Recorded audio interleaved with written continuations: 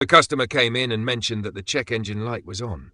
To begin, I connected a scan tool to the vehicle and retrieved two codes.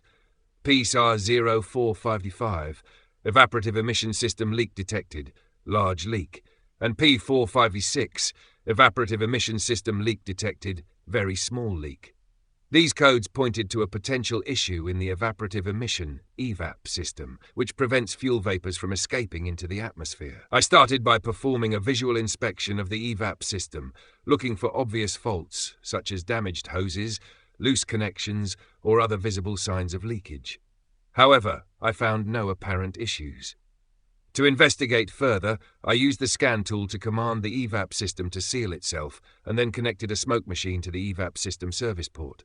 By introducing smoke into the system, I was able to detect leaks more effectively.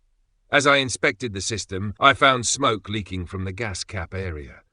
I removed the gas cap and tested it using a gas cap tester, which applies pressure to check if the cap can hold it as specified.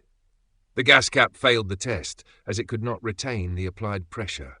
This confirmed that the gas cap was faulty and the source of the leaks. The gas cap plays a crucial role in maintaining the seal of the EVAP system. If the cap is damaged or unable to hold pressure, it can cause fuel vapors to escape, triggering the check engine light and setting EVAP-related codes. Proper testing of the system, including visual inspection, smoke testing, and pressure testing, ensures that the root cause is identified and addressed accurately. To fix the issue, I replaced the faulty gas cap with a new one. After the repair, I cleared the fault codes and performed a road test to ensure everything was functioning properly.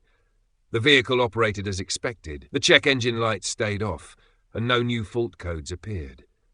This approach ensured the issue was fully resolved, restoring the EVAP system's integrity and proper operation.